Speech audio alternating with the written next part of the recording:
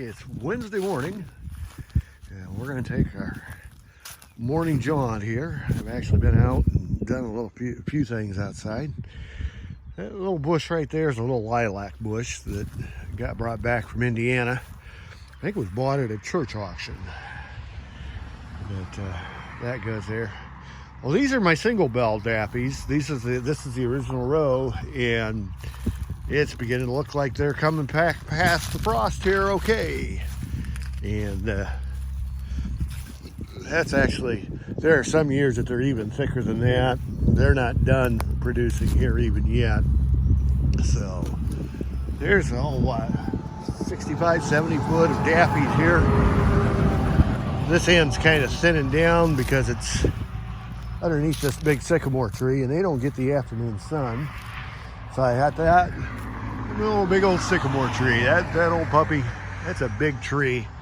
That's right at 24 inches around here at the bottom. And right next to that is a lilac bush. If you notice here, I got new ones coming up this way. I'd like to get that to grow on up. I'd like to get rid of the old bush itself.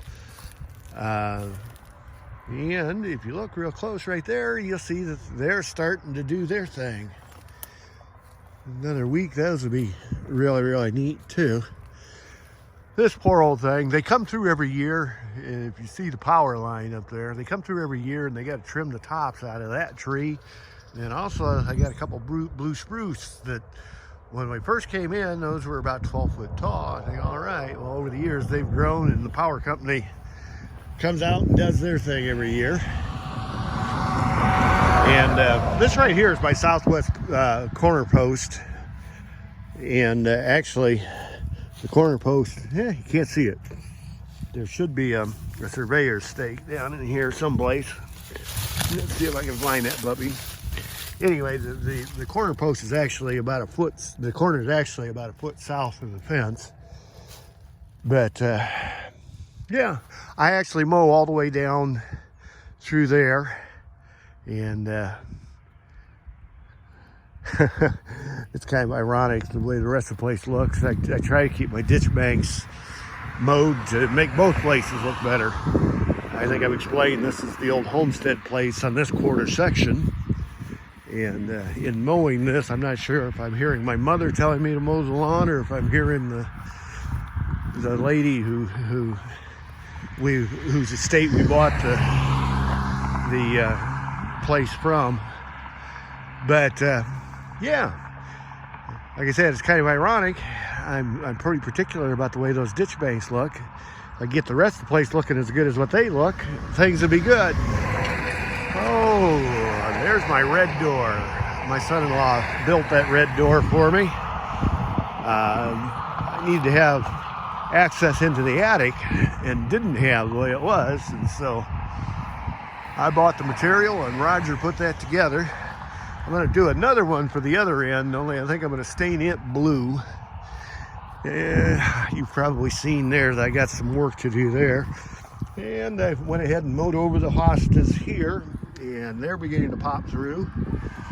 There's somewhat a ring of hostas and different kind of lilies that go around this tree here. And away we go. Those I need to get moved back over. Some of this stuff I just keep doing a little bit at a time. There's a peony bed. That's beginning to grow up. This is my little, what do they call this? That's not a weed. That's actually a lavender plant. There we go. Sage. It's kind of what they call a sage lavender. And it's pretty cool. Walking up here on Alex's tree. A little white truck over there. Alex's tree. The Brayburn tree. Gabe's tree down there in the middle, Brooks tree. And from this shot, Brooks tree looks like it's like 3 times as big as what Gabe's tree is. Actually, there's enough drop in elevation there. The trees are not quite the same height, but Gabe's is beginning, that cherry tree is beginning to catch up to the little Golden Delicious tree. But yeah, a day after putting all the scars with the mower out there, The lawn's beginning to look pretty good. I hope I don't have to mow that again before the weekend. Today's Wednesday. I don't know. It's supposed to get cold here, so it probably won't. Let's see. Did I leave this key in here? Did I leave this key in here? Yes, I did. Matter of fact, let's see what'll happen here. Let's see what we got here at the back before we climb in. Oh, I don't think I'm going to need that hooked on there anymore. Let's go ahead and unhook that. Put that in there. I just noticed the magnolia tree's beginning to do its thing. That's going to look sharp in a day or two. Okay, we'll hop in here, see what we get.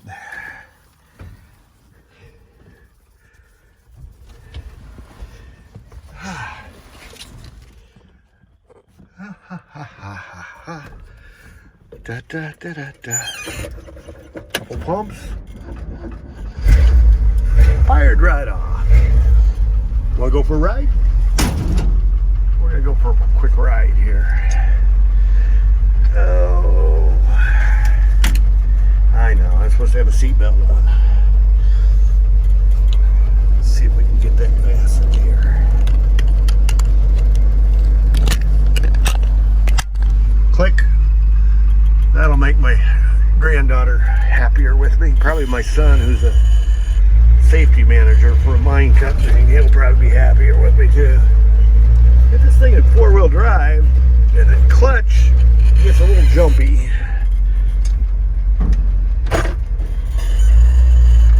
Yeah, that's that doghouse I was talking about in yesterday's video. That thing is heavy. Oh, I'm trying to figure out whether or not I'm going to go ahead and get a pup. I'd like one. And maybe this year, with closed in as badly as what it is, maybe this would be a good time to get one. And because I don't have any time to go anyplace else, maybe just go ahead and do that. If you can see, there's a dip right there. I got to fill in a little bit where my tile for that French drain system goes. And here now, looking at the road, you're going to get sick right here. If you have trouble on roller coasters, it actually goes really, really nicely. And if you listen to that engine, that thing's just kind of perking right along, not struggling at all. And just real quickly, if you can see that oil pressure gauge there, doing fine there. Yep, hey, I did get the garbage cans picked up. That's good. And so we bring this thing back and park it where it was. This back here is the only place I didn't get mowed because of all the vehicles. I usually do this with a hand mower. Sometimes I do it with that, but I got enough stuff out there. Like I got the sawhorse and bench for the project on out there. This is why I don't hook this seatbelt up. There, it worked. Anyway, cool. And now I'm curious. This thing started up yesterday. Will it start up today? Let's see what we get. That's not the right key. Let's get the right key. Okay. Yeah, these batteries in these things, once they go, are usually dead. And so like I was saying yesterday, I was surprised that it started again for me. But that's acting like maybe it's going to. Let's see what happens here. Slide that in, that goes out. Well, turn the key on, it goes out. Oh yeah, that's starting right up. Yep, definitely got a miss to it. Yeah, it'll cackle. Okay, so that started. And then we're going to try something new. Somebody asked me about the yellow truck. This is a work in progress. This is not my vehicle. And in that regard, it's one that I have cared for or tried to care for over the years, but like everything else, kind of gotten behind on it here a little bit. Put the charger on it when I got home from work last night. Let's see if we get anything here at all. Oh, look at there. There's one of my glasses cleaning claws. Okay. Little Chevy. Little yellow Chevy. This is the butterfly. Ooh, the butterflies are not up there. There's usually butterflies hanging from here. Let's see what happens here. Now, got to work with that battery a little bit and see if we can get something done there. But, yeah, this is one of those deals where many years, it's got over 200,000 miles on it. And the body's still in really good shape because when we bought it new,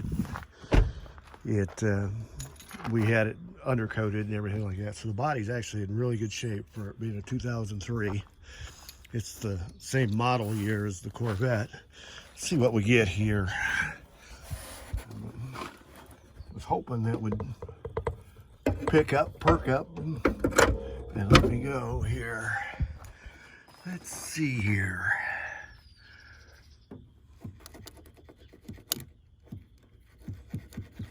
Do a little bit of scratching.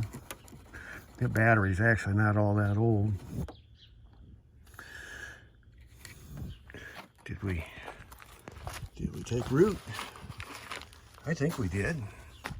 Let's flip a switch here and see if we... Oh yeah. Don't believe that full charge dealie on there. I don't believe that full charge dealie.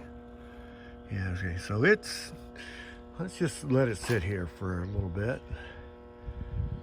Kick that over, bump that just a little bit, warm that battery up just a touch,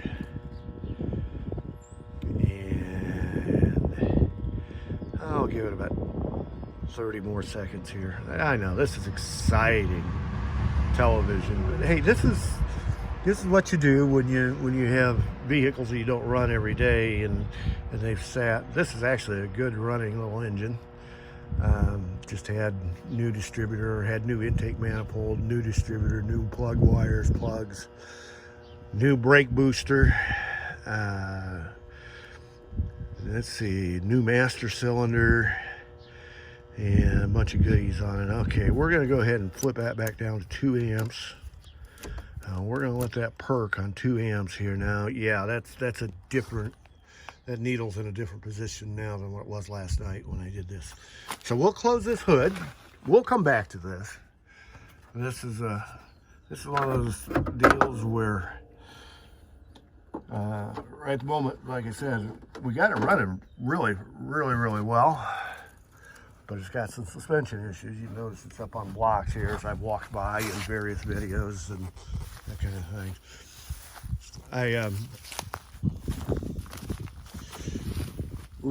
We got the shocks on the back changed. We was getting ready to change. It's got a front wheel bearing that's howling at me. Those have been changed once, and the second set didn't last very long. I bought a cheap pair from online.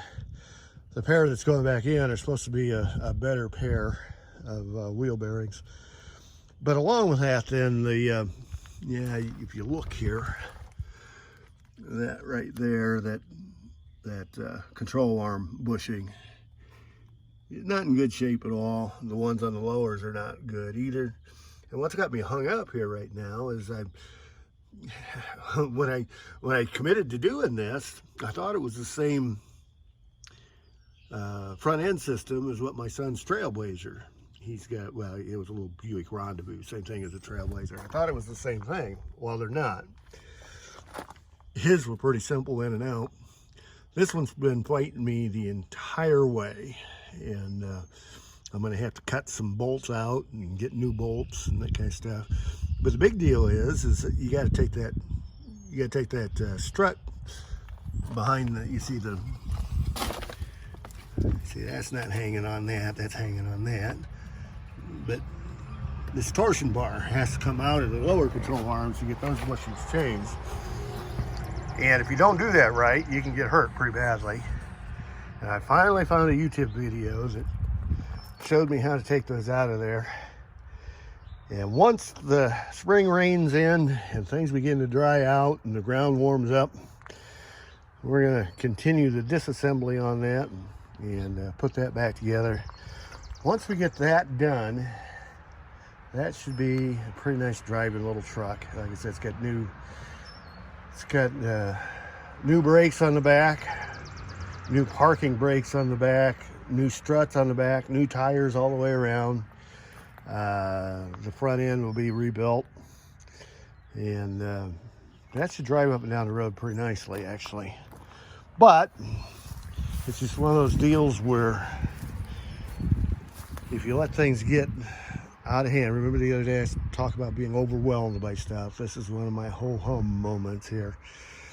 You look at, and when I say ho-hum here, it's not ho-hum in boredom, it's ho-hum in desperation and frustration and, man, why haven't you got that done?